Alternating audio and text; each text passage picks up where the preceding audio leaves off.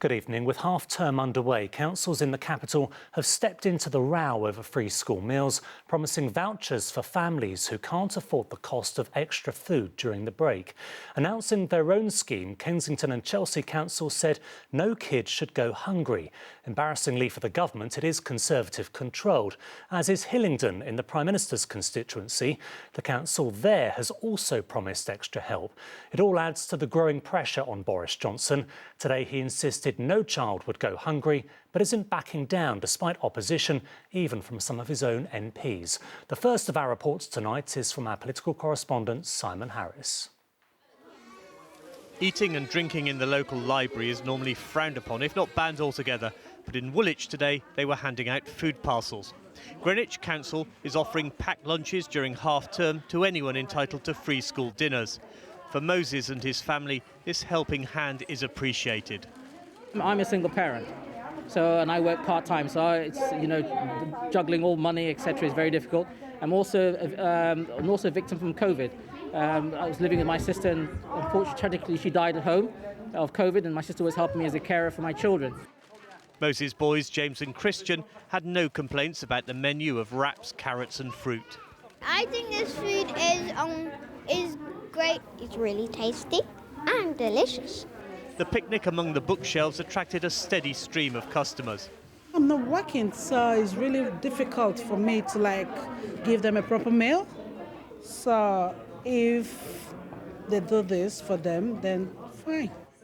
Greenwich has been supplying free meals during school holidays for 4 years, but food poverty in the borough has become noticeably worse this year.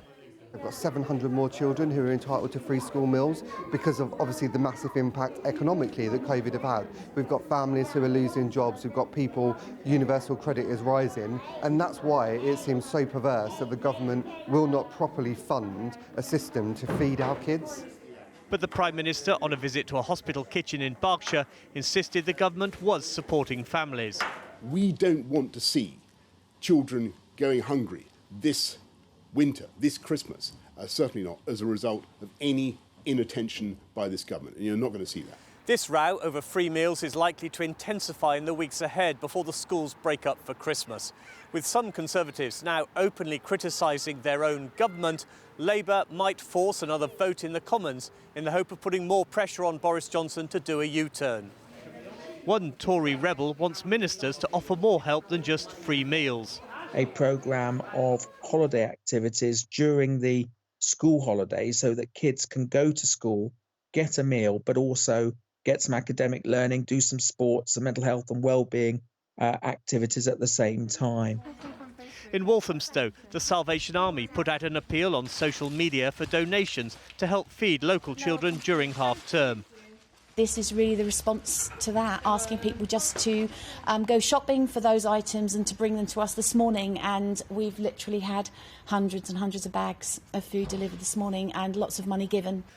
This part of East London has higher rates of child poverty than many others. But tonight, hundreds of families living here have been thrown a lifeline.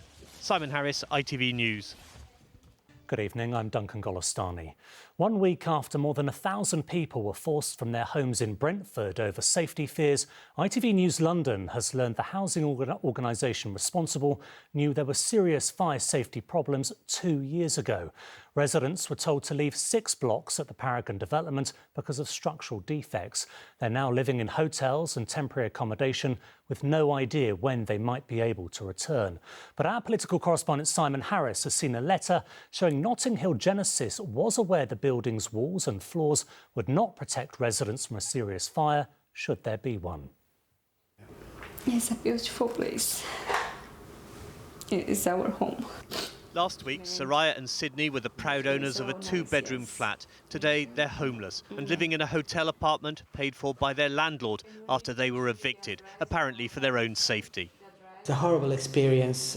We both very stressed, verge of depression, sleepless nights. They said they might demolish the building, but if they do that, we are losing our homes. Soraya and Sydney's flat is in a development called Paragon in Brentford. A couple of years ago, some of the blocks were stripped of their cladding in the aftermath of the Grenfell fire. Then, suddenly last Monday, without warning, everyone, leaseholders, tenants and hundreds of students were ordered to leave, 1,000 people in all. Do you get the feeling you were living in a death trap? Yes, in a way, yes. 2 years ago, we were complaining the building need to be fixed. Nothing was done. And why now is rushing 6 days? We need to move out. The housing association which owns Paragon is called Notting Hill Genesis. Last week it was reluctant to go into detail about the problems at Paragon, saying only the construction of the buildings may be putting residents at risk. But ITV News has seen a letter sent to residents more than 2 years ago which said, as a result of our investigations across the site, we have found that there is inadequate fire stopping in external walls, and internally there are pockets below floor level that may not offer adequate protection against either heat or smoke in the event of a significant fire. When did they know that this is not a safe place for people to live in? Was it already 2 years ago and they put people's lives in danger? Agnieszka is another evicted resident who's self-isolating in her temporary hotel room after testing positive for COVID. It's all about the profit, it's all about hiding the mistakes and keeping the face. At Paragon today, piles of rubbish lie testament to the swift exit of so many homeowners. The people who used to live here until a few days ago are in limbo. They're in temporary accommodation for now, but they have no idea where they'll end up. These residents, although they're in temporary accommodation, often hotels, at least they're safe. But how many other blocks of housing in this country are in as bad a condition as the Paragon building was? Tonight, Notting Hill Genesis told us numerous fire safety measures were introduced on the estate in 2018, including extra alarms and wardens. However, recent investigations have raised additional concerns and we felt we could no longer guarantee residents' safety. We appreciate this is a frustrating situation and apologise unreservedly for the disruption. Simon Harris, ITV News, Brentford. Good evening, I'm Ronke Phillips. Every borough here in London has now seen coronavirus cases rise above the key threshold of 100 new infections a week per 100,000.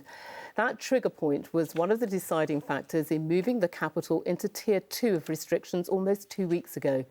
Today, the Mayor said there were signs the rules were working, but council leaders in a number of areas fear another lockdown is now inevitable and could come into force before Christmas. Our political correspondent, Simon Harris, has the latest. Hounslow is in a cluster of COVID hotspots in West London, and here the impact of the health crisis goes hand in hand with the economic catastrophe. For Hounslow's biggest employer is Heathrow Airport. It's had significant damage already.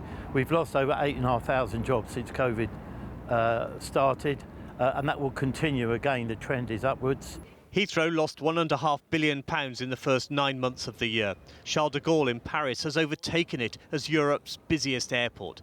The fallout is felt across West London. This logistics company based in Hounslow handles airport freight. It used to employ more than 100 people. Nearly 80% people who are on furlough, we had to lose them. They were highly trained people. Our cash flow going down, our turnover going down. We're losing a lot of work from Heathrow. As coronavirus tightens its grip on London, all eyes are on the crucial numbers. 2 weeks ago, London went into Tier 2 after the alert status was increased to high.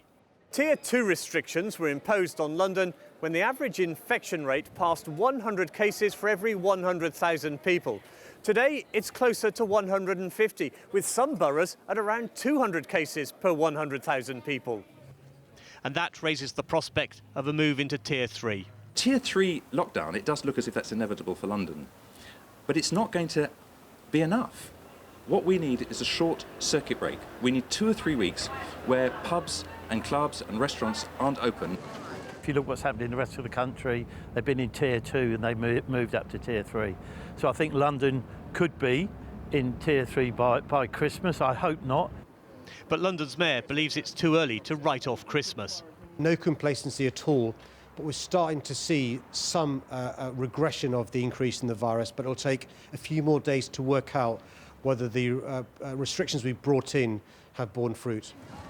Londoners have faced a fortnight of increased restrictions. The coming days will signal whether they've worked or whether more curbs could be on the way. Simon Harris, ITV News, Hounslow. Good evening, I'm Duncan Golestani. Jeremy Corbyn has represented Islington North for 37 years. He's still its MP, but just not a Labour one anymore. The former leader was today suspended from the party by the man who succeeded him, Keir Starmer. It's because of how Mr Corbyn reacted to a damning report into how Labour handled allegations of anti-Semitism. The UK's human rights watchdog finding there had been inexcusable failures during his time in charge. Our political correspondent Simon Harris reports. Jeremy Bernard Corbyn, Labour Party. Not anymore, he's not. 10 months after Jeremy Corbyn was re-elected as the MP for Islington North, the party has kicked him out. The one-time Labour leader was suspended just hours after he cast doubt on a damning report into his handling of anti-Semitism complaints. The numbers have been exaggerated, in my view. The public perception in an opinion poll last year was that 1/3 of all Labour Party members were somehow or other under suspicion of anti-Semitism. The reality is it was 0.3%. The report by the Equality and Human Rights Commission said its investigation into anti-Semitism in the Labour Party has identified serious failings in leadership. There was political interference in the handling of anti-Semitism complaints, and the party was responsible for unlawful acts of harassment and discrimination. Unlike Mr Corbyn, the current Labour leader accepted the report in its entirety. If, after all the pain, all the grief and all the evidence in this report, there are still those who think there's no problem with anti-Semitism in the Labour Party, that it's all exaggerated or a factional attack, then frankly, you are part of the problem too. And you should be nowhere near the Labour Party either. Shortly afterwards, Mr Corbyn was given his marching orders. I'm really pleased. I have to say, I do think he presided over a culture that became increasingly anti-Semitic. I wrote a book about anti-Semitism that was published last year. I never thought in my life I'd write a book about anti-Semitism existing in the UK. I grew up here, born here. My mother was a German refugee, fled from Nazism. Jewish Londoners at the JW3 Community Centre in Hampstead were following today's developments closely. I've always believed in Labour or more liberal views, and it's really disappointing to feel that I can't vote for them because they're actively going against a part of me. I hope it's a turning point. I'm not massively confident in Keir Starmer for the simple reason that he was there at the time. Today's report also criticised Ken Livingstone, a Jeremy Corbyn ally and former London mayor. Mr Livingstone was having none of it. Well, I think the report's a complete farce because given they denounced me in this way, they didn't come to interview me. I mean, and if you're going to make a report with an allegation like this, you have to interview the person you're accusing. And so I realised this was always going to be a smear. And it was just about getting rid of Jeremy Corbyn. 1 year ago, Jeremy Corbyn launched Labour's election campaign. He was hoping to lead his party to Downing Street. Right now, he doesn't have a party. Simon, a lot of bitter back and forth today. Yes, we've heard from Mr Corbyn and Sir Keir not once but twice today after Mr Corbyn suggested that the scale of anti-Semitism was exaggerated. Sir Keir Starmer went back in front of the cameras to say he was disappointed with Mr Corbyn and Labour wouldn't tolerate anti-Semitism denial. That in turn prompted Mr Corbyn to give this reaction to his suspension. Very shocked and very disappointed. I've been in the Labour Party all my life. And I want to make it absolutely clear. Anti-Semitism has no place whatsoever in our party or our movement. I've opposed it and racism in all its forms all my life. Mr Corbyn says he will strongly contest his suspension and ask Labour officials to think again. Labour was no doubt hoping the publication of today's report would draw a line under this very sorry, quite frankly shameful episode in its history. But instead tonight we've got two rival factions taking lumps out of each other and a row that simply won't go away. Thank you, Simon.